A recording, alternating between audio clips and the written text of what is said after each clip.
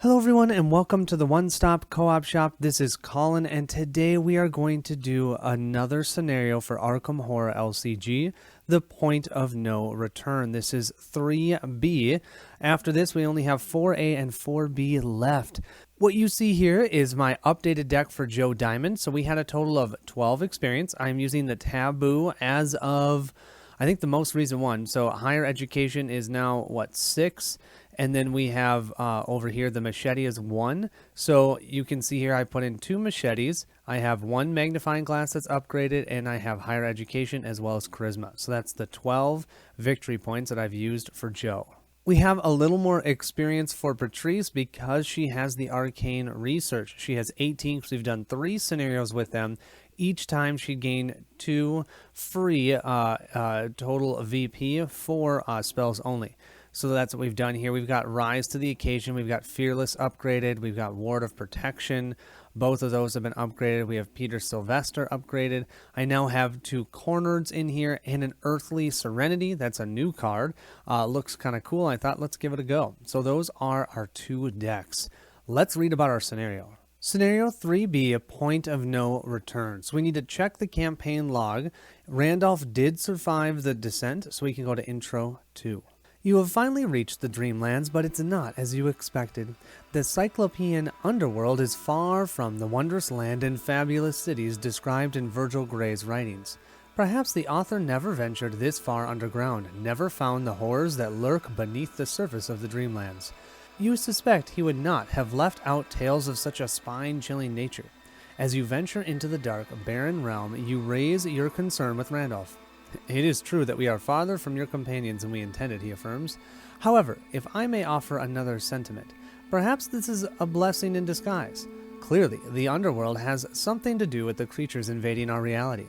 I suggest we investigate further while we have the chance. We can return to the surface of the Dreamlands once we have discovered the truth. You ask Randolph if he has any leads, and he steps to the edge of a jagged cliff, overlooking the cavernous realm below. I've been here before, he says quietly, getting his bearings. Those walls in the distance belong to the city of Gugs. To the south is a stretch of plains that looks over the vale below. That plain is where the ghouls live. Perhaps there we can learn more. You raise your doubts aloud, wondering if such creatures are even capable of peaceful conversation. They are more intelligent than you think and could be quite useful if we convince them to aid us. In fact, there is one I can count among friends, an artist by the name of Richard Pickman. If we are fortunate enough to find him, that might be our best chance. You still have your doubts, but at least now you have a plan. Whether or not it's a good plan remains to be seen. For our setup for this scenario, we'll use all these different encounter sets. I've set these other ones down here, the spiders and all of that jazz, that's set aside. We're going to put the following locations into play: Vaults of Zin, City of Gugs, Tower of Koth, and Plain of the Ghouls. Each investigator will begin play at the Vaults of Zin, and we're going to set each other location aside out of play. We actually have to search the collection for the Enchanted Woods Stone Trapdoor card. That's from the core set, and set it, or not core set, but the deluxe base set of this expansion, and we set it aside out of play. Set the Gug Sentinel enemy and the Richard Upton Pickman story asset and the False Awakening weakness asset aside out of play. We have to check the campaign log, and we have if Randolph survived the descent. I'm using Entering the Underworld version 2. A wave of pain and nausea wash over you. Check the number of tally marks recorded next to the steps of the bridge in the campaign log. We don't have any, so we're good. We'll then shuffle the remainder of the encounter cards to build the encounter deck. Locations here. So each of the locations in this scenario have no unrevealed side, and therefore they enter play revealed side face up. Instead of an unrevealed side, these locations have a story card on their reverse sides. Whenever a location in this scenario enters play, including during setup, place clues on that location equal to its clue value. Locations can be flipped over in one of 2 ways. Most are flipped over with the veiled keyword as described below, and some locations are instead flipped over by an ability printed on that location. Once a location's been flipped over and its story text has been read, it cannot be flipped again. And the veiled keyword, many of these locations in this scenario have the veiled keyword. This keyword represents a location containing unknown lore or assistance that must be sought out by the investigators before it can be used for them. It's a free ability. An investigator at a veiled location with no clues on it can flip it over. Kind of cool. I always love that. I love these types of scenarios. A sinister realm. The underworld is a cavernous realm, almost another world unto itself. Its ceiling is so far in the distance that it might as well be a somber, overcast sky. The walls of the caverns are dimly lit by a flickering gray light with no apparent source. You wander through the twisting catacombs in search of the way forward, but you can't shake the feeling that you're being followed. You have succeeded in reaching the Dreamlands, but this is not quite what you expect. You are in the underworld, and it will take some work to find your bearings in this sinister place. After an enemy with one or more clues on it is defeated, take control of each of those clues. Our objective is to find Richard Upton Pickman, and you'll be instructed when to advance. Here we have our Chaos Bag details. So the skull is X, where X is the amount of damage on this card. Okay, we're going to be putting damage on this card, apparently. We then have the Cultist, which we only have one in our bag, but if we do reveal it, you have to reveal another token. If you fail after this encounter ends, draw the top card of the encounter deck. That one's terrible. The Black Cat is no longer with us. We don't have a rock, but we do have the -3 here. If you fail by 2 or more, choose a ready enemy at your location or a connecting location. That enemy moves to your location, engages you, and makes an immediate attack. Wow, that one is terrible. Here we have our 4 locations all set up. You can see 3 of them have clues on them, 1 of them doesn't. And yes, I have new clue tokens. I hope you guys like them. I will put in a link in the description below where I got them. I absolutely love them. They are made of metal. They are super, super high quality. Yeah, definitely recommend them as long as you're willing to pay some cash for them, because they're not exactly cheap. But if you play the game often, it could be something that I'd recommend. Okay, let's go ahead and start with our setting up our investigators, and then we'll start our playthrough. We'll have Joe be our lead investigator. Don't forget, he has charisma. I'm just going to set it aside out of the way because we need to remember we also have higher education now. What this allows us to do, while we have 5 or more cards in our hand, we have the ability to spend a resource to gain +2 willpower or +2 intellect. And remember, you can do that as many times as you want. His ability, because once again, it's been a while since we've played, so he's a 2/4/4/2. When the investigator phase begins, reveal the top card of your hunch deck. Until the end of the phase, you may play that card as if it were in your hand at -2 cost. If it is still revealed at the end phase, shuffle it back into your hunch deck. Let's then go ahead and draw our 5 cards. Oh, we have Randolph Carter right off the bat. 1, 2, 3, 4, and 5. Okay, I definitely don't need the flashlight, I don't think. I don't need 2 emergency caches, so let's just draw 2 more. Oh, machete! Nice, and an unexpected courage. Then what we can do is grab our hunch deck. We'll give it a good shuffle. There's 11 cards in here right now. Let's flip this one over. So we have evidence. So this is, we can play it. It's actually fast, so it's not an action. It'll be free. Play after you defeat an enemy. Discover 1 clue at your location. Well, there aren't any enemies out, so we're not going to be able to use that. Here we have Patrice Hathaway. She has the 2 arcane research here. I'll just move these aside out of the way, but that means she started with 2 total sanity hits, plus she had 1 trauma, I think from, I don't know, maybe the first scenario? I can't remember at this point. She's a 4/2/2/2. Your maximum hand size is reduced by 3, so our hand size is 5. During each upkeep phase, instead of drawing 1 card, discard all non-weakness cards from your hand and draw until you have 5 cards in hand. Kind of similar to Marvel Champions in a way. So let's draw our 5 cards. 1, 2, 3, 4, 5. The nice thing is if we don't like what we see, we can always get more later. Oh, this is actually nice.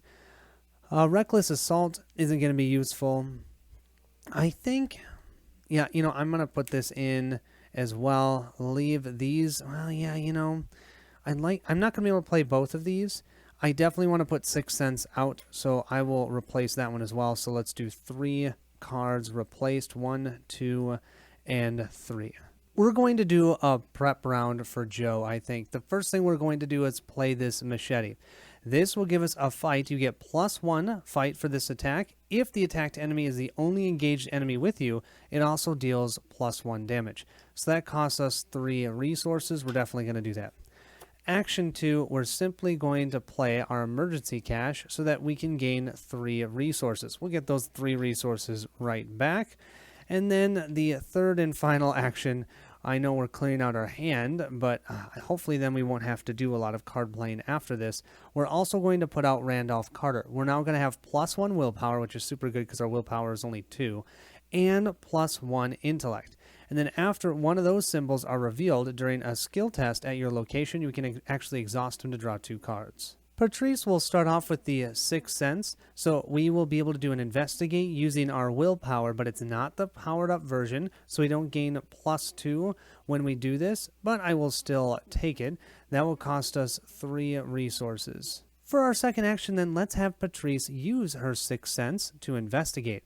So she'll use her willpower. Her willpower is 4 for this test, and she will play Defiance, so we'll actually increase it to 5. And then it says here, before revealing chaos tokens from this for this test, choose one of the following symbols. I'm going to choose that last guy because he's the worst. He's a -3, ignoring the effects of the chosen modifier if we reveal it. So we are at a 5 to a 3. Let's see if we can get those clues. We have a skull. So the skull, if we look here, we have -X. X is the amount of damage on this card. Well, this card doesn't have any damage unless I miss something. So it would be a 0. I think we just claimed our first clue. I'll certainly take that. And then for our third action, we're going to do the same thing. But this time we're going to spend, both of these. So our total willpower is 1, 2, 3 plus 4. That's 7. Wow. Yeah. We should be able to do this no problem, as long as we don't get an auto fail or something like that. So let's see, we'll grab this one. That's a -2. 7 minus 2 is 5. We're good to go. We've collected the second clue, and that means we can, for a free action, flip this location. Hisses and uncanny voices pursue you throughout this web of darkened, intersecting tunnels. You believe the myriad paths might lead all the way to the surface of the Dreamlands. Considering the vastness of this network of caverns, it is a wonder that you can even find your way back to where you started. However, you are not alone when you emerge. Search the encounter deck and discard pile for a gassed enemy and spawn it here, exhausted and with 1 clue on it. Shuffle the encounter deck. Flip this back over. We have a hunting ghast that has now followed us to this location. Fortunately, it's exhausted, so it won't immediately engage us, but at the end of the enemy phase, it's going to ready and then prey on the one that has the most damage. That will be Patrice, unfortunately. She has no damage, but she has the least amount of health remaining. After the hunting ghast enters a location with a Gug enemy, we don't have to worry about that. There's no other Gug enemies. Speaking of which, we'll simply move to that enemy phase. This hunting ghast will then ready and immediately engage the most damaged character. That's going to be Patrice. We'll move to the upkeep phase. Both of our investigators only have 2 resources, so we'll both flip them over to 3. Joe will go ahead and draw 1 card. He has the Beat Cop. Patrice will discard her impromptu barrier. She no longer can hold on to that. She has to discard it from her hand, and she's going to draw 5 more cards. We have Reckless Assault. We have the Ward of Protection. Oh, that's kind of nice, actually. We have the St. Mary's or St. Hubert's Key. We have Manual Dexterity, and 1 more will have the Earth Serenity. We'll move to that Mythos phase, placing 1 Doom on the agenda, and now let's draw encounter cards. Joe will be our lead investigator. He's going to draw Grasping Hands. Test your agility 3 for each point you fail. Take 1 damage. Well, his agility is 2. So he's likely going to fail this. Do I want to spend a card? I really want to keep cards in my hand to get to 5. So I might just soak this. I do have 8 damage. Plus I have Randolph Carter who can take 2 damage. So let's see what I flip. I have a 0, so I actually only fail by 1, so I'll take 1 damage, and I'm going to put that damage onto Randolph Carter. So Randolph Carter has 1 damage. Well then, take this and discard it. Let's flip our next one. We have Ancient Evils. I hate that card. Great thing that Patrice has. Yes, she does. She has the Ward of Protection. Fast, playing when an investigator at your location draws a non-weakness treachery card. Cancel that card's revelation effect, then take 1 horror. So I have to spend 1 of my 3 resources to do that. I'll go down to 2 resources, but I can cancel that, and I'm going to take another horror. The nice thing about that is now I only have 3 horror remaining, which is going to allow me to use the Reckless Assaults and all of that jazz. We need to remember at the start of the investigator phase, Joe will shuffle up his hunch deck, and we'll flip over this one, Working a Hunch. That will be on top of here that we can play. And what the heck, let's have Joe go first. He's going to engage for his first action. So he's going to say, come on over here, you hunting ghast. By doing that, our second action, we can use our machete. So our attack right now is a 5 to a 2. It's the only enemy engaged with us, so we'd get +1 damage if we take it, or if we hit it. We have a -2. 5 minus 2 is 3. That's still greater than or equal than to the 2 that we need for the fight. So that means we take this guy out. We'll collect that clue, and the hunting ghast is toast. The Volts of Zin are connected to 2 different locations. This one has the forced effect that after you enter this city, you have to flip it over and resolve the text on the other side. I don't know. This one over here says Gug enemies cannot enter this place. If a Gug enemy would, you'd have to actually place it at the city of Gugs instead. So I have a feeling that if we go here, we're going to spawn some Gugs, and it's our last action for the turn to move. Oh, man. I don't know. Yeah, I think let's start at the plane of ghouls. So for our third action, we're going to move here. And then we can play as if this working a hunch is in our hand, and its cost is reduced by 2, so we can play this for free to discover a clue at our location. We can grab that clue here, no problem, and that's our second one. That means Joe is done for the round. So now we have the option, let's see, that's a 4. We have a way to pump up, I don't know. Do we want to move Patrice over there, collect that last clue, or do we want to check out the city of Gugs? And we'd still have 2 actions. Yeah, let's do the city of Gugs for Patrice. So Patrice is going to move here for action 1. That means we immediately need to flip this over.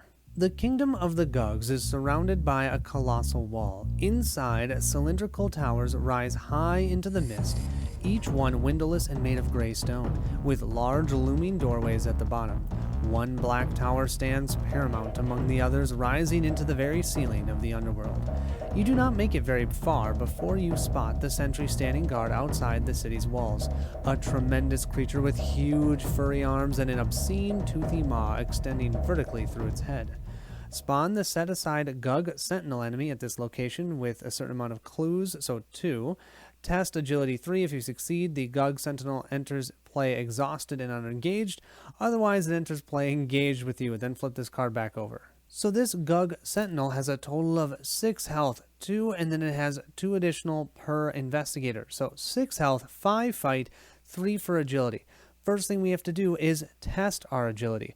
I have to do a test of agility 3. Good thing that I have my manual dexterity. So my agility right now is 2 plus those 2. That's a total of 4. 4 to a 3. If I succeed at this, then he comes into play exhausted. I have that, which is absolutely terrible.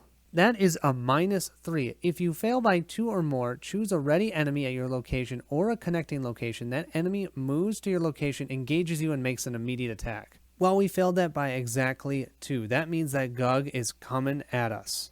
Well, this could end up being a very quick scenario.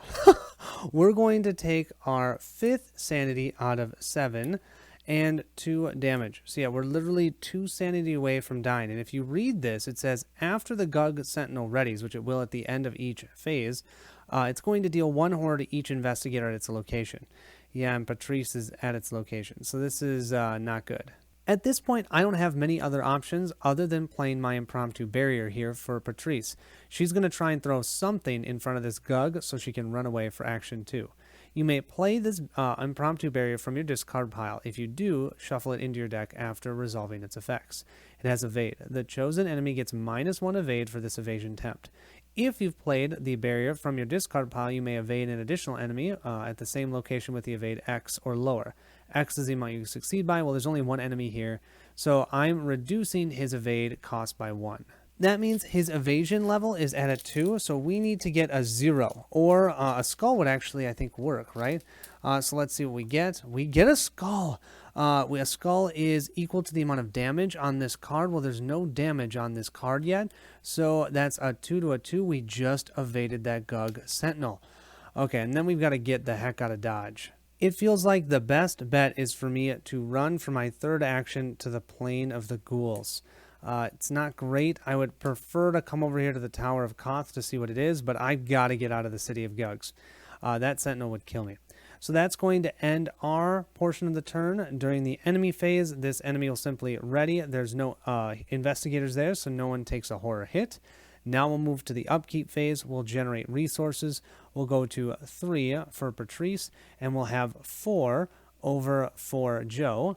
We'll then draw a card for Joe, and Joe has his Colt 1911s, yes. Patrice will then discard these 3 cards in hand and have to draw 5 more. We have Last Chance. We have Cornered. Yes, that's what we needed. We have Sixth Sense, which we can just discard. We have another Last Chance. And our final one, we have Rise to the Occasion. Our second Doom will be placed onto our agenda card. We'll draw Joe's encounter card first. We have Whispers of Hypnos. I hate this thing. Choose a skill. For the remainder of the round, each investigator gets -2 to the chosen skill. You cannot choose a skill that has already been chosen. Oh, it's -2 to everyone? Okay, well, I'm going to choose Agility because we both stink at Agility. That means we're at Agility 0. Okay, next one. We have Unexpected Ambush. Oh, this game is going great. If there are no enemies in play, take 1 damage. No, there is an enemy. Otherwise, test your intellect or your agility.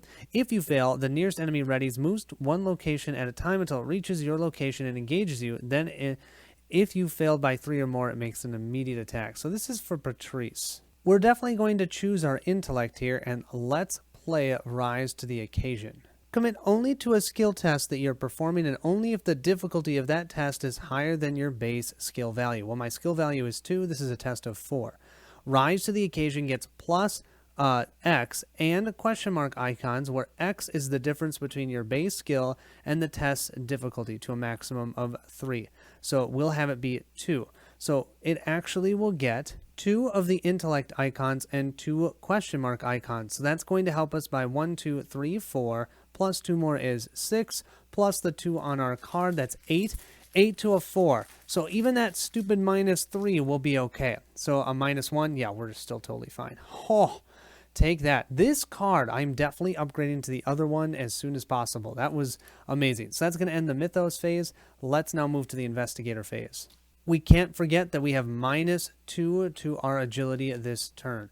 And we have Scene of the Crime. Play only as your first action. Discover 1 clue at your location, 2 instead if there's an enemy at your location. This action does not provoke attack of opportunities. Sure, why not? Let's just do that right now for our first action. We'll play this for free. It doesn't cost us anything. And we're going to discover 1 clue at our location. That clue will then allow us to flip over the plane of the ghouls because it's a veiled location. If the investigators possess fewer than 6 clues, you know how many clues we have? 1, 2, 3, 4, 5. We have 5. So we're 1 away from being able to go to the next thing. It says, try as you might, you cannot make any headway with the creatures that dwell in this region. Flip this card back over. Come back when you have a greater understanding of this region. This card may be flipped over again when you're ready. Well then, what I think I'm going to do is spend all 4 resources for action 2, and we're going to get our Beat Cop out. It's going to give us +1 to our strength, and we can discard Beat Cop to deal 1 damage to an enemy at our location if we'd like. Our final action will move over here to the Tower of Koth. We've got an action we can do here, but I will wait until next round to do it. We're going to try and lift that block. We needed to have 5 strength at least, and I've got an unexpected courage that we can use to help us with that. Okay, now it is Patrice's turn, and you know the first thing we're going to do. We're going to get cornered out on the table. So we have 3 resources. We're going to go down to 1, but we can discard 1 card from our hand to get +2 skill value for this skill test. Yeah, that's amazing. Action 2, why the heck not? Let's go over here as well. We can, right? I'm realizing I didn't even look if it was adjacent. You know what? I don't think it is. I'm trying to go over here, but you see that symbol? That is only connected to the city of Gugs. And it's connected to the red location, but there is no red one. So Joe wasn't able to do that for his last action. I think instead he'll just generate a resource for his last action. Bummer. We're not able to go to that Tower of Koth. Let's see. What do I want to do then? Well, it's kind of hard to believe this, but I don't have anything great to do.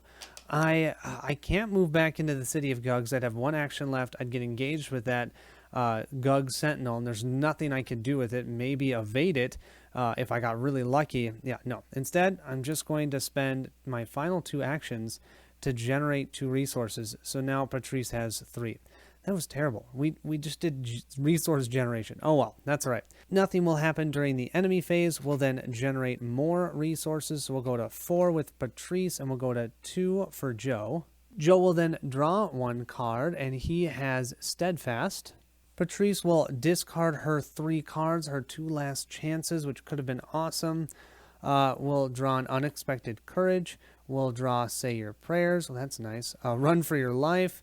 And oh no, what have you done? We're going to have to put this into play, and as an additional cost for you to parlay, you must discard a card at random from your hand. You can spend an action to shuffle this back into your deck. Yeah, that's terrible for her, but what can I do? We're just going to leave it in front of her. Hopefully we're not going to have to do a lot of parlaying. And we have the Mists of Raleigh. We'll place our 3rd Doom here, 2 more, and this is going to move forward. Our first card will be for Joe. He gets Dissonant Voices. Oh, I remember this one from the core set. Put this into play. You cannot play assets or events, and we'll discard at the end of the round. Okay, not terrible, just slightly annoying. Our other one we have is Lit by Deathfire. Each investigator loses 1 resource. Okay, so that means Patrice will go down to 3, and that means Joe will go down to only having 2 resources. And then it says each investigator at a Veil or Depths location chooses and discards 1 card from their hand. Each investigator at a Depths location loses an action. We're currently at a central location, so I think we're okay. Now we'll move to the investigator phase. Let's draw the top card of Joe's inside deck. We're not going to be able to play this card anyways because it's going to be an event. Yeah, insights are events. We're not going to be able to do that because of the Dissonant Voices. Something's going on with our hearing.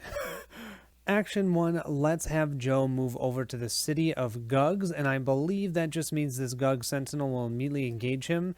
I don't know if we have to do the test on the backside and if it would come into play exhausted, but I'm just going to say it's going to engage him. For our second action, let's attack that Gug Sentinel. We have Inquiring Minds. Commit to a skill test only if there is a clue at your location. We can do this because this is not an asset or an event. It's a skill test card. So we're adding +3 to our fight.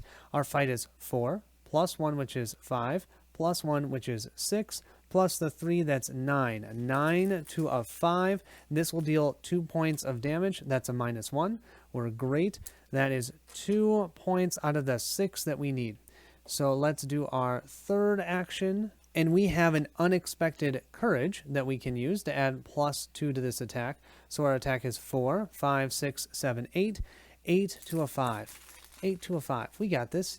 8 to a 5. We have a skull. There's no damage on there, so that's a 0. So that will deal 2 more damage. So he has 4 damage, but he has 6 health.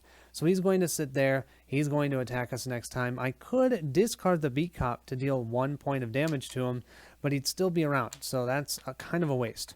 Instead, Patrice is going to go next. She's going to move into the city of Gugs. Now, I'm going to say she has to do that test for the Agility 3 test. If she fails, that Gug Sentinel will actually engage her. Our agility is only 2, but we have Run for Your Life, adding 1, 2, 3, 4. So that's a total of 6. I do think I'm also going to discard the Mists of Raleigh in my hand to make it 8. That's because I'm using my cornered ability. So we can discard 1 card from our hand, add +2 to our skill test. Yeah, that is awesome. So we're at 8 to a 3. We'll reveal a skull, which is 0. So we pass that. He is not going to engage us. For our second action then, we're going to do an Investigate. We only need a 2 here. I do have my 6th sense, so we're using our willpower, which is 4. What do you say we add 4 more to that? That's 8. I mean, she's so fun on both sides. Of course, it's a little bit risky considering she only has 2 sanity left. 8, and then we will, that's a -3, 8, 7, 6, 5. We're totally okay. And you know what's nice, though? Joe can trigger Randolph Carter. After one of these symbols are revealed during a skill test at your location, so even though it wasn't him that it happened to, we can exhaust Randolph Carter to draw 2 cards. So our first card will be a Vicious Blow. Why didn't we have that last time? And then our next one will be a Shortcut. We've moved into the city of Gugs for action 1. Action 2, we've collected the clue that we need. Action 3, I could jump back to the plane of the ghouls, or I could come over here to the Tower of Koth, and I've got to do the Tower of Koth. I want to see what's on the other side of this. I'll have Joe come back over here and check this out after he hopefully defeats that Gug Sentinel. So that's going to be the end of our turn. During the enemy phase, poor Joe's going to get attacked. The Gug here attacks for 2 damage and 1 sanity. We're definitely going to put the 1 sanity damage onto the Beat Cop. 2 damage would kill the Beat Cop. I kind of want the Beat Cop, so I think I'm going to have Joe take the 2 physical damage from that attack. So he still has 6 health remaining. And then at the end of the enemy phase, this would ready, and it says after the Gug Sentinel readies, deal 1 horror to each investigator at this location. So that means Joe will take 1 horror, and he's down to 4 sanity left. We'll also be able to discard this Dissonant Voices. During the upkeep phase, we'll have Joe gain a 2nd resource, and Patrice will actually go to her 4th resource. We will then have Joe draw the top card of his deck, and he has Deduction. Patrice will discard her Unexpected Courage, and she's going to draw 5 more cards. 1, 2, 3, 4, 5. Don't be any more weaknesses. You know that there's probably going to be one. Yes, we do have one. Amnesia. Choose and discard all but 1 card from your hand. Oh, that's great. The one I'm going to keep is Overpowered. It's not great, but at least we have it for doing that strength test. I feel like we're taking a lot longer than we should be. We're placing our 4th Doom here. We still have not found Richard Upton Pickman. Joe will draw first. His first one we have Lit by Deathfire. We've seen this before.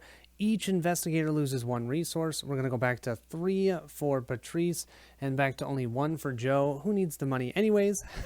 We're not at a depths or a veil location, so we can still ignore that. I'm assuming soon we won't be able to ignore that. And we have Taste of Lifeblood. Test our willpower 3. This is for Patrice. For each point you fail by, you must choose one of these things. Okay. Our willpower right now is 4. We only have 1 card in our hand. Do I want to spend it to add +2? Oh, come on. Let's take the chance. Let's see what we get for this. We are not going to fail, are we? It's a +1. We're not.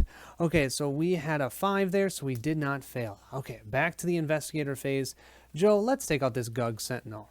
Before we do that, we do need to reshuffle this up, and let's see what we get. We have no stone left unturned. Our first action, we're going to try and take out this Gug Sentinel, and we're going to play Steadfast. While you have 5 or more total remaining health and sanity, Steadfast gains +1 of those symbols, but if we have 10 or more, we'd actually gain 2 of each of those symbols. We have 6 health and 5 sanity left, that's 11, so this will actually give us 1, 2, 3 more strength, so we're at 3 plus 4, which is 7, 8 plus 1 more is 9, 9 to 5. We've got this, 9 to 5. No fail for us, please. Okay, that's the skull, which is still 0. So that means this Gug Sentinel is gone. We've just collected 2 more glorious clues. And this is a victory card, so I believe this goes in the victory display, and we don't have to worry about it engaging us anymore. We're then going to play Shortcut. This doesn't even take an action because it's fast. Play only during your turn. Choose an investigator location. Move that investigator to a connecting location. We're going to move ourselves to the plane of the ghouls. If the investigators possess at least 6 clues, which we do, we can move forward. Having spent considerable time exploring the upper layer, you understand the ghouls' nature a bit more. They are more welcoming than their kin have been in the past, speaking to you in grunting monosyllabic English. As you consider your options, you are approached by one of their kind who still wears human clothing. Unlike the rest, he's able to communicate with you perfectly. With an air of authority and wisdom about him, he demands to know why you have come to this place. The investigators must spend 6 clues as a group, and then we can advance the current act to flip this card back over. We have our 6 clues. I left Joe with 2 remaining. We gave up all of Patrice's. Randolph gives shout of recognition as the ghoul approaches. He and the creatures shake hands and converse for a short while, after which he introduces you. This is the ghoul I spoke to you about. He's an old friend of mine, and he has offered to guide us through the underworld. He has some dire news, however. Randolph goes on to explain strange happenings have been occurring within the underworld. He tells of dark forces spreading throughout the veil below the plane of the ghouls, of vile weavers that crawl along the cavern walls, and of terrible howling cries that penetrate throughout the realm. All of it, he says, emanates from one place, an ocean of pitch in the realm's deepest lair. Choose an investigator to take control of the set-aside Richard Upton Pickman story asset. For the remainder of the scenario, if Richard Upton Pickman leaves play, remove him from the game. Put each set-aside Veil location into play, find each card from the Striking Fear encounter set, even if they're out of play, and remove them from the game. Okay, cool. Shuffle the set-aside Terror of the Veil and Night Gaunts encounter set into the encounter deck along with the discard pile. The Descent. The way to the Veil below is treacherous. You will have to climb down from a place Pickman calls the Crag of the Ghouls, where the creatures cast the discarded remains of their macabre meals. Ooh, you can only imagine what the depths might be like. After an enemy with one or more clues on it is defeated, take control of each of those clues. Find the way to the Sea of Pitch. Here we have our ally, Richard. We can exhaust Richard to choose a ghoul enemy at our location and attach it to him face down. And then we can exhaust Richard and do a fight action. You attack with a base value of 5. Instead of its standard damage, this attack deals damage equal to the number of face-down encounter cards attached to Richard. Whoa, that's cool. 3 health, no sanity. I think as much as I want to give that to Patrice, she needs to get Peter out so that she can survive from a sanity standpoint. So I am going to give Richard over to Joe, which means Joe has to discard one of his 2 allies. We're going to have him discard the Beat Cop because Richard is just too good. It's interesting. I feel like this scenario reminds me a ton of the search for Kadath. Look at this. We've got all these new locations we can go to. So this one is certainly connected to, yep, it's connected to the Crag of Ghouls. The Crag of Ghouls is then connected to the green one, so this one, and the Peaks of Thok and the Sea of Bones. So all of these ones are connected together. Of course, Patrice is way over here. She's going to have to move to here first, then here, then to get over to here. Oh boy. Joe still has 2 actions available to him. He's going to move to the Crag of the Ghouls for action 2. This location here states the first treachery card drawn during the Mythos phase by an investigator at this location gains Surge. So I don't want to be here long. I want to collect these as quickly as I can. We've done 2 actions, 1 action to attack. Our second action was to move over here. Let's do our third one to do a deduction. We're going to use our intellect, which is 4, plus 1 because of Randolph, so that's 5, using deduction here, which is 6. And if we're successful, we will find an additional clue. So come on, let's see what we get. We draw a -3. So we are at 6, -3. That is still successful. Oh my gosh, that is 2 clues for us. Patrice's first action, she's simply going to draw a card, and she has Say Your Prayers. Yeah, we need to say our prayers for this game. Action 2, then, we are going to do our test of our strength.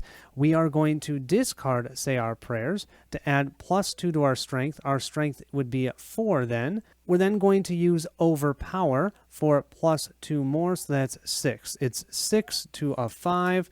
Let's see what we get. We'll draw from the bag, and we have a skull, which that's at a 0. So that means we succeeded. If you succeed, flip this card over and resolve the text on the other side. Step after step, you scale the tower until you reach the heavy trapdoor at the top. When you push the stone aside, a column of bright light pierces through the shaft, blinding you. The surface, you emerge in an area thick with trees and mystical fog. After so many hours spent underground, the cool breeze feels wonderful. Many curious eyes watch you from the surrounding woods. Though you long to stay and explore more of these wilds, you know your true goal lies back down in the caverns below the surface. Put the set-aside Enchanted Woods stone trap door into play revealed. Record in your campaign log the investigators found a way out of the underworld. Flip this card back over. That means we'll place this location out. I'm not even going to put the clues out here because I don't think I have any way of connecting to this location, but still cool that we have a way out of the underworld. I'm realizing I probably could move to the Enchanted Woods, but I'm not going to be able to move back, and I don't want to think I gained the 2 victory points, so I did put the clues on there just in case. So for our third and final action, we're simply going to move ourselves over to the City of Gugs, and that will end our activation. There's no enemies on the board, so we'll simply move to the upkeep phase. We'll gain a second resource for Joe, and then a 4th resource yet again for Patrice. I mean, they've been gaining resources and losing them every turn. Joe will go ahead and draw a card, and he has another machete. Patrice has no cards in hand, so she'll draw 5. She has Peter Sylvester, finally, a Desperate Search. She has Reckless Assault. She has the Bloodstained Dagger, that's 4, and one more, the Desperate Search. We're then going to place our 5th Doom, and that means we're going to have to advance the agenda. A sudden wave of pain and nausea passes over you, and for a brief moment, it seems the very fabric of reality is tearing apart. The feeling passes quickly, but it's obvious that something is not quite right. Shuffle the encounter discard pile into the encounter deck. Well, I already did that. Place 1 damage on the scenario card. Here we go. So that's now all of those skulls are -1. As you continue to explore, the creatures of the underworld grow agitated and begin to pursue you, as if compelled by the same unseen force. The game will not necessarily end when this agenda advances, but the stability of reality will continue to unravel. Yeah, I have a feeling it's not going to be good, and it's just going to go over and over again. We've seen this before. Our first card will be for Joe, and he has the Ravenous Ghoul. That's actually amazing because Richard can eat that ghoul. And then we have Whispers of Hypnos. That's not cool. That is for Patrice. We're definitely going to choose Agility. That means we're all -2 for our Agility this round. We can deal with that. We'll start with Patrice. The first thing she has to do is get Sylvester out because he can take some of our horror damage. And at the end of each of our turns, we can actually heal him, which is really nice. And he's going to give us +1 to our agility and +1 to our willpower. This does mean we've gone down from 4 resources down to 1. The next thing we're going to do is try and collect that final clue because I am greedy and want that victory point. So we have 2 for our shroud. Let's go ahead and add 1, 2, 3, 4 to our intellect, plus our normal intellect of 2, which is 6.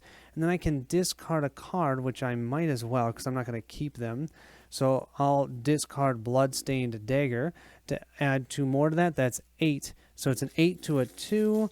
We'll reveal this one. That's a -2. That means we've collected this clue. Our final action will simply move over to the plane of ghouls, and that will end our turn. We can finally catch up with Joe next time. Now Joe is going to try and collect these 2 clues. Oh shoot, I forgot to do his insight deck. Let's grab Joe's insight deck. We'll shuffle it up, and we'll reveal this one. Okay, so we have evidence. First thing we're going to do is exhaust Richard Upton to go ahead and choose a ghoul at his location and attach it to him face down. Yummy, yummy, yummy. Now his attack is 1. We're at a total of 5 willpower. Do you think we can do 3 here? I'm going to try it. So for action 1, we're going to try and collect a clue. We've got a -1, so that means we'll collect this one. For action 2... we will flip this one. Come on, come on. It's a 0. That means we've collected both clues, which means we can now flip this location. Looking out over the barren vale, you get a sense for the threats that dwell below. Underneath the plateau upon which you stand, a forest of obscene pale fungi extends for miles. Unsettled anyone? Beyond that is a great heap of bones like an ocean pouring forth in all directions. You swear you can see something crawling or worming its way along the surface of the bones, but perhaps it's just your imagination.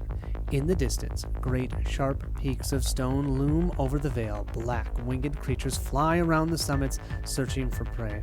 You see no sign of this ocean of pitch Pickman described, though you do notice a wide cavern opening along a wall of stone to the right of the vale. Look at the top 4 cards of the encounter deck. You may discard up to half of those cards, return the rest to the top of the encounter deck in any order. For the remainder of the game, ignore the text on the Crag of the Ghouls. We get to look at the top 4 cards, so we have Whispers of Hypnos. That's not terrible, it's just kind of annoying, as long as we know what we're planning on doing. We have an enemy, but he's only at 2/2, so that's also not terrible. We have Lit by Deathfire. That's actually going to be bad now because we're in depth and veil locations. And Ancient Evils. Okay, that was easy. We're going to discard those 2, and we're going to keep these other 2. Now, I want Joe to be engaged, so Joe is the first player, so we'll put the Whispers of Hypnos first on here, followed by the Hunting Ghast. We'll skip the enemy phase, moving right to the upkeep phase. We'll each generate 1 resource. That'll be 3 now for Joe, and we'll have 2 for Patrice. That's because she put out Peter Sylvester. He is super awesome, though. Totally worth the money. We'll have Patrice discard both of these cards. She will draw, but hold on, we've got to do Joe first. Joe will draw Logical Reasoning. That's actually really nice. And then we have Deny Existence. Then we have Run for Your Life. I love that one. We have Overpowered. We have Improvised Weapon. And our last one, we have Cornered. We'll place 1 Doom here. We know the encounter cards we're drawing. The Hunting Ghast will prey the one with the most damage. They're each at 2. Oh, you know what? Actually, that is, we're not in the same location, and Joe drew that. That's right. Whew, okay, good. And then the Whispers of Hypnos, we're picking Agility again. So we're both -2 for the entire round. Let's have Patrice go first. She's going to move here for action 1. Now, we've got all 3 of these we can choose from. This one, we can't gain any clues. We could test our agility. I should have looked at that. Agility 5 to attempt to scale the treacherous peaks. If you succeed, flip this card over and resolve the text on the other side. When we did that at the Tower of Koth, it was super helpful. When you leave here, though, you must do a test of agility 2 to climb down. If you fail, you take a damage. That wouldn't be great. The Sea of Bones, we heard about the Sea of Bones here. After you discover 1 or more clues at the Sea of Bones, flip it over. And then we can find out if that's where we need to go. So I think that's what we're going to do. We're going to do action 2 to come here. We only need 2 for our investigation. Let's discard Improvised Weapon here to add +2 to our investigate. And I think I'm going to use Sixth Sense. So that's doing our willpower. Our willpower is 4 +1 because of Peter. That's 5 plus the 2 that we'd have from discarding that card. That's 7. 7-2. I think the only way we're failing this is if we draw the failed token and we draw the fail token. Oh, really? Okay. All right. Well, that means we don't gain any clues there. For Joe, then, we're just going to take on that Hunting Ghast. We have 5 for our combat value compared to the 2. We'll draw. We have a 3, 5, 4, 3, 2. 2 to a 2. We're still good. That's +1 damage. This Ghast is toast. Action 2, let's move over here. And then action 3, as much as I want to do, looking at these, I think I'm going to do one thing first. I only have 6 clues, so I certainly can play Logical Reasoning. Choose an investigator at your location. That investigator either heals 2 horror or discards a terror card from their threat area. We're going to heal 2 horror from Patrice. That way she only has 3. We'll then move to the upkeep phase. Patrice will go to 3 resources. We will have Joe going to 4 in total. Joe will draw his 1 Wimpy card, and he gets Dr. Milan Christopher. Oh, +1. No, he's not going to be worth it. I think Randolph is still better. Patrice is going to have to discard her hand of 4 freaking cards, which is terrible. And we're going to draw. Where's her Watcher? There's her Watcher. 1, 2, 3, 4, and 5. Okay. Just because it's been a bit, I've been waiting for this Watcher to show up. It stays in our hand. Secretly add this enemy to your hand. You may fight or evade this enemy while it's in your hand as if it were at your location. If you succeed, discard it from your hand. If you fail, spawn it engage with you. When your deck runs out of cards, if this enemy is in your hand, it attacks you for 3 damage. We're then, only placing our second Doom here. 2 more, and this is already going to move forward. Our first card will be for Joe. He gets the Ghoul Minion again. That's awesome. That's going to power up Richard. And then we have Taste of Lifeblood. This one is for Patrice. She has to test her willpower. Her willpower is 4 + 1, which is 5. I'll go ahead and discard Peter here to make that 7, thanks to Cornered. I love Cornered. Such a great card. And we are going to have the Skull, which is now a -1. We're still good. We can discard this card. All I can picture is Richard taking these ghouls and eating them.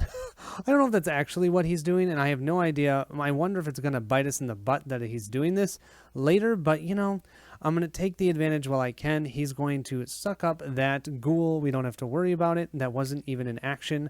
Let's have Joe investigate. Before he does that, though, he has to find a new insight card. and his insight will be preposterous sketches. Our first action, let's do some cluing. We're at a 5 to a 2. We've got a 0. We can certainly collect this clue. Let's flip that location over. Traversing this canyon of cadavers and monstrous remains is laborious enough, but it's the churning and digging below the surface that causes you to hate this awful place. What sort of monstrosity could span the entirety of this ocean of bones? Your answer presents itself as you come across a great pit in the ravine. Oh no! It is swallowing the bones and scraps of rotten meat like a whirlpool. When you reach the base of the tunnel, you realize its true purpose. A shudder courses through you. It was made by an enormous creature, the thing that dwells below the sea of bones. If there are no dull tunnels at this location, search the encounter deck and discard pile for one and attach it to this location if able. If the slithering duel is in play, move it to this location and add 2 clues to it. No, otherwise, search the encounter deck, discard pile, and victory display for the slithering duel. Spawn it at this location exhausted with 2 clues on it. Here we have the duel tunnel. If the slithering duel is in play, it moves and attacks as if it were the enemy phase. Otherwise, we have to attach the duel tunnel to a location at least 2 connections away, but from what I understand, we're going to attach it to the location that we're at. Then, if the slithering duel is in the victory display, spawn it attached to the location exhausted. It's not, but it's going to be out now. This is the slithering duel. It has 5 health, 3 attack, 3 for its agility. The only advantage we have is it is exhausted. It is massive, so it says nearest location, we don't have to worry about the spawn. While the slithering duel is moving, all locations with an attached duel tunnel are considered to be connected to one another. Yay. Well, that was Joe's first action. You know what his second action is going to be? Run! We're going to go to the Vale of Panath. Now this one says, while there are no clues remaining, we don't have to worry about that. There are clues here. I don't want to deal with the Sea of Bones. I mean, what I could do... Yeah, I mean, I could try and take that enemy out, but I don't think it's going to be worth it because likely I'm going to draw one of those cards and it's going to spawn it over and over again. And I could try and get this clue, but from what I understand, this would then immediately attack us if we try to get this clue. I just don't think that's worth it. Instead, let's go to the Vale of Panath for Action 2. Action 3 will simply do... Oh man, that's a 4 shroud location. Why don't we take the chance? We're at 5 total for our intellect. 5, and we've got a skull that's only -1 still, so that we can still collect one of these clues. And that's going to end our turn.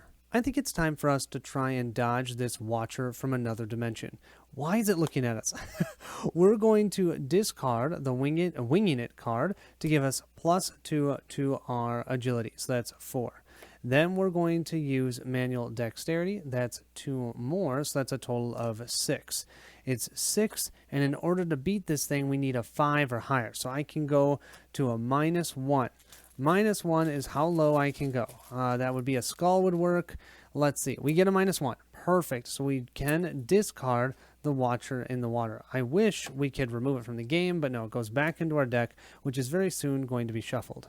Action 2, we're going to run away from this slithering duel like a scaredy cat because I don't want to deal with a worm. And then Action 3, we will use... I think I'm going to discard this. I actually don't want to heal the horror, and you'll see why. I'm going to discard Fearless. That's going to give me +2 to my intellect. I'm going to do willpower to our willpower. So our willpower is 6. We'll then use 6 cents. So we can go all the way to a -2 and still collect that last clue. And we have this, which is a -3. So we totally failed. The only good thing is Randolph. We can exhaust Randolph, and that will allow Joe to draw 2 cards. Ha! Yay. Joe can benefit from our failures. We have logical reasoning, and we have the magnifying glass. Fortunately, we only failed by 1, not by 2 or more, so we don't have to ready that duel enemy and have it attack us. That would have been brutal. During the enemy phase, the slithering duel will ready. It's now going to hunt us, so we really need to find a way to get out of here and keep moving. Patrice will go to 4 resources, and Joe will go to 5 resources. Joe will draw a card, and he has Eureka. That's awesome. And Patrice has no cards in hand. She will draw a Word of Protection, a Mist of Raleigh. She will draw Guts. She will draw Perception. And her last one is an Impromptu Barrier. Remember we used that and it got shuffled into our deck. We'll place our 3rd Doom here and let's draw our encounter cards. Our first card we'll draw will be for Joe. We have a dual tunnel. No. Well, I have it. I'm going to use it. We have our Ward of Protection. Play when an investigator at your location draws a non-weakness treachery card. We will use this. We will cancel that. We'll take one horror, but we'll give that horror to Peter Sylvester. How does that sound? Because he will heal it at the end of our turn. Yeah, don't want to see any dual tunnels. How about you? Our second one, this one's for Patrice. We have the Taste of Lifeblood. We can deal with that. We have Guts in our hand. That will add +2 to our willpower. Our willpower is 4, +1, which is 5. We can deal with a -2 and be okay. Let's see what we get. We get a -2. So we are good. Joe's going to start us off this turn, and for free, he's going to put down his magnifying glass. He has one hand still open. That will give him +1 intellect while investigating. That didn't even take an action. We'll then spend one resource here because we have 5 cards in hand to power up our willpower to 8, or I should say our intellect to 8, because of higher education. So we're at 8 to a 4. We'll draw one. That's a -1. That will give us this last clue. Let's see what's on the other side. If the investigators possess at least 6 clues, 2, 4, 6, 8, 9, we have 9 clues. We are good. You venture out into the dark veil and attempt to map out your surroundings. With the knowledge you have accumulated, you know that the source of the disturbances within the underworld cannot be of this region. There must be another pathway, perhaps a cavern or a tunnel, that leads from the veil to a place even deeper beneath the surface of the Dreamlands. As you approach the great stone wall at the far end of the veil, you pick up a foul scent, like sulfur and tar. Sounds like a volcano. You follow the stench until it leads you to a wide hole in the wall. The investigators must spend 6 clues as a group and then advance. We have 6 clues, no problem. Let's advance. We still have 3 left over. The hole becomes narrower and narrower as you make your way through to the other side of the stone wall. When you finally emerge, you find yourself at the shores of an enormous ocean of pitch black tar. Webs of glowing violet energy spread across its surface, filling you with an uneasy dread. Could this be related to the horrors you witnessed in the St. Mary's Hospital? I can't even remember that.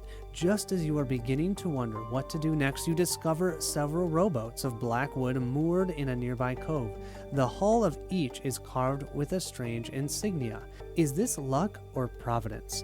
Either way, you are determined to set off across the sea and trace this madness to its source. Put each set-aside depths location into play, shuffle the set-aside descent into the pitch, and agents of the Atlach Nacha encounter sets into the encounter deck along with the discard pile. The Black Expanse. As you traverse the tar-like sea of pitch, you begin to discern patterns in the unearthly web that glows below the surface. After an enemy with 1 or more clues on it is defeated, place those clues on this act. So that's a little bit different. Find the source of the distortion. Once again, we're just going to be searching locations. Well, this board has certainly opened up. We've got 4 seas of pitch over here. They're all connected to the Veil of Panath, and they're all connected to each other. Joe does have 2 more actions left. We definitely want to get away from this slithering dole. Now, each of these sea of pitch locations are identical, so let's roll a die to determine which one we want to go to. 1 through 3, 4 through 6, 7 through 9, 10 through 12. We'll roll this up. We've got a 5. So this is 1 through 3. This will be at 4, 5, and 6. So let's do this one. And then for action 3, let's try and investigate. X is the number of damage tokens on the scenario reference card, which right now is only 1. So I'm not gonna spend anything. We are at 4 plus 2, which is 6. 6 to 1. Let's grab from our bag, and we have a +1. That's a wasted time to do that. So that's clue number 4 that we have. Let's see where we should have Patrice go to. She rolls a 2, so we'll have her go to this location for action 1. Action 2, we'll just use our perception here for +2, so that gives us a total of 2 plus 2 is 4. 4 to the 1. Even that -3, we got a -1. The -3 would have worked, so we'll grab this one.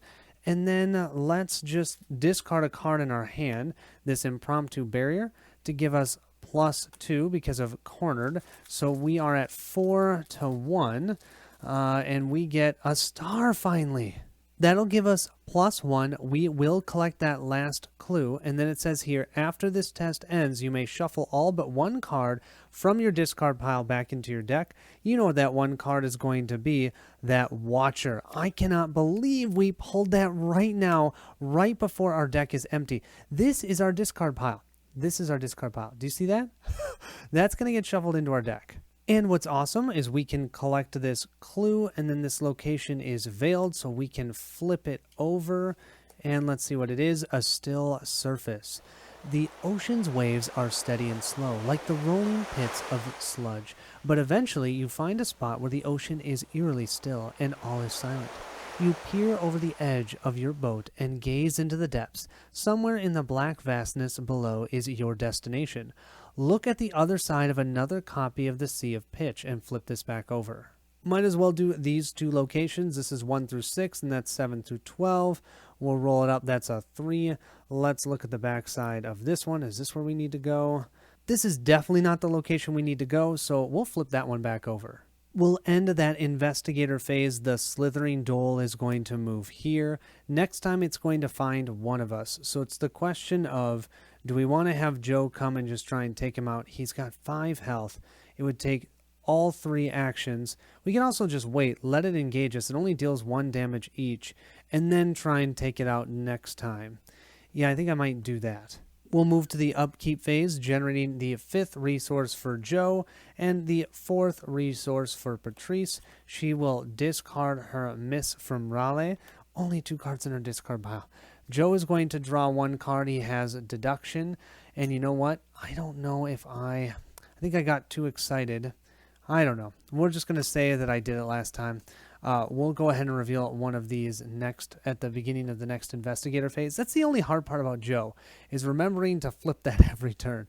We'll draw 5 new cards here. We've got Cornered. We have the Bloodstained Dagger and St. Hubert's Key. We have Winging It. Oh, that's nice. And then one more. We have Say Your Prayers. Moving to that Mythos phase, though, unfortunately, we're going to have to flip this. Again, you are shaken by a sudden feeling of instability as reality shifts and bends around you. The wave is more intense than before, and it seems to originate from the Sea of Pitch in the depths of the underworld. Each investigator must either discard 1 card at random from their hand or lose 2 resources. I think I'm going to do a discard 1 card at random from our hand. Then we're going to shuffle the encounter discard pile into the encounter deck, which actually we don't even have to do because I already just did that. Place 1 damage on the scenario reference cards. This is going to be damage number 2 now. Ooh, that would be 3 if we had started with a negative impact. Do you remember that? If there's 5 or more damage on there, move to R2. No, there's only 2. Otherwise, flip this agenda back over. Let's each randomly discard a card. So this is Patrice. She will discard her Say Your Prayers. And for Joe, we'll grab his cards. And he will discard this one, and that's Eureka. We'll draw our encounter card for Joe. He has a Gray Weaver. Prey at lowest agility while he's the only one there in that spot. He's a hunter. While the Gray Weaver is ready, each investigator at its location cannot move, hitting for 2 total horror and 1 damage. Ow. And then the second one we have is Ancient Evils. That's just going to place a doom on Beset by Monsters on our agenda. Wow. During the investigation phase, let's shuffle these up and we'll reveal this top one. It says fast, play only during your turn to discover 1 clue at your location. To start Joe's turn, let's attack this Gray Weaver. We have 2 cards in hand we can discard, giving us +2 to our strength of fight. And we're doing Vicious Blow, so that's going to deal +1 damage. Using the machete, that'll be +2 damage. So if we hit here, it'll be 3 damage. We're hitting for 4, 5, 6, 7. 7 to that 4. Oh, 7 to that 4. Come on. And we flip a 3, 7, 6, 5, 4. That'll be 3 damage. Wow, just barely. Okay, we need to deal 2 more. So what I'm thinking of doing is we can exhaust Richard, and this will allow us to attack with a base value of 5. It's going to deal 2 damage, which should take out this Gray Weaver. I believe we can still add to it, so I'm going to, with our Detective Colts, we'll discard that for 2 more, so that's an attack of 7. I guess I wouldn't even have to use him. I could just attack with our regular one, because that's 5 plus 2, whatever. It's 7 to 4. Oh yes, we've got the Elder symbol as well. So that means this guy is definitely toast. He's a victory, so we'll put that in the victory display. And we can now move an insight event from your discard pile to the bottom of your hunch deck. Moving is always helpful, so let's put shortcut on the bottom of our deck. We'll then play Working a Hunch as a fast action for free because of our ability, and we'll discover a clue at our location. This will be our 7th clue, and now we can unveil this location. If the investigators possess at least 6 clues, and yes we do, you row farther out into deeper, darker waters, but there's still no sign of any other shore. Under the surface of the black, tarry liquid, you can see a series of glittering stars, like an unknown constellation beckoning you forward. If you didn't know any better, you would think it was a reflection of the sky above, but there is no sky in this dark realm. You lean over the edge of your boat and nearly vomit from the sensation of vertigo that assaults you. It must be hundreds of miles deep and filled with horrors beyond your imagination, and yet you know what you must do. The investigators must spend 3 clues as a group, flip this card back over, and advance the current act. Here we have our 6 clues. Let's advance the act. A pit of fear grows in your chest as you gaze into the thick, dark water. This is the source. Whatever is below the surface of this sea, it holds the answers to everything that has transpired thus far in the waking world. Perhaps you can find a way to save your friends, or perhaps the ocean will simply swallow you alive. You have no way of knowing for certain. You stand and take a final breath, clenching your fist tightly, then you take a leap of faith. The black, tarry liquid rises around you, consuming you, and you fear that you've made a grave mistake. The pressure of the dense liquid surrounds your body, crushing you from all sides. But then you emerge on the other side. You fall for a brief, silent moment before being caught by a glowing, sinewy web. Panicking, you scramble to a nearby platform made of solid rock. Your refuge is one of many, each suspended in the air and connected by thick webbing. Beyond that is a vast cosmic space, an infinite darkness that stretches as far as the eye can see. For each damage on the scenario reference card, which is 2, we're going to record 2 tally marks next to steps in the bridge. Each investigator earns experience points, okay? If you're playing this as a 4-part, nope. If you're playing it as an 8-part and you have already completed scenario 3A, Dark Side of the Moon, proceed to Interlude 3. Looking here, we have a total of 1, 2, 3, 4, 5, 6, 7 victory points from this scenario. Following scenario 3A, the dreamers are on their way to the cold waste wherein lies unknown Kadath. You are nudged out of Sleepless Reverie by a furry forehead. You look down to find the black cat peering up at you. Hey, I see you've made some progress. You're not quite sure if you would call this progress, though you are finally on your way to the cold waste. You haven't pinned down the exact location of unknown Kadath, and you have no idea what to expect when you arrive. Check the campaign log, the Dream Quest Campaign A, and read what applies. Whoa, The cat says suddenly. You're not looking so good, you know. It gazes up at you with unconcerned but curious eyes. You ask what it means. You can't tell? You look sick. You eating enough? Whatever, it doesn't matter. You can walk, can't you? That's good enough. Depending upon your difficulty, add a token to the chaos bag. We're doing standards, that's a -4. Woot. You ask the black cat if you know what you'll find in Kadath. Sort of. It answers. I've foreseen your arrival in Kadath for some time now. I've seen a lot of this, in fact, but it's not playing out exactly the same way. Or maybe I just didn't see it in the same way. Regardless, I think you're on the right path. After all, it's the only path that's left. I know a little more about what you'll see when you get there, but I'm afraid that if I tell you, you'll see it differently too. Don't worry about it. You're doing fine. Get to Kadath, find the land of the great ones. Everything else will fall into place when you arrive, as long as you don't mess this up. These beings that you face, the ones whose names I do not wish to speak, they don't just threaten the Dreamlands, they threaten existence itself. Now, if you'll excuse me, I have somewhere to be. Check the campaign log. If the black cat has a hunch, which I wish I had, it bounds off into the void, but that doesn't happen. Otherwise, the Black Cat offers to pass a message along to your companions. We can decide, tell your companions about the threats that you face. The Black Cat will return to you with aid once this message is delivered. This may put an undue burden on your companions. No, I want to help. I definitely feel like Joe and Patrice are having a harder time. So tell your companions that they'll be okay. The Black Cat will stay with them once this message is delivered. This might make your quest more difficult. Yeah, so in the campaign A, record Black Cat spoke of Alta Naka. Now we'll proceed to Great Ones 2, which is for Patrice and Joe. A cat's low-pitched wail draws your attention to a nearby web. When you arrive, you find the Black Cat stuck on a patch of particularly sticky web, wriggling back and forth in a vain attempt to free itself. Even with its sharp claws, it seems to be in trouble. You lean over and pull the cat free, and it leaps from your arms to a rocky platform below, the only thing between the cat and an endless void. It hisses for a moment, then stands tall. Did I ask for your help? It scolds. Well, you made it below the sea of pitch after all. Now look around you. See all this webbing?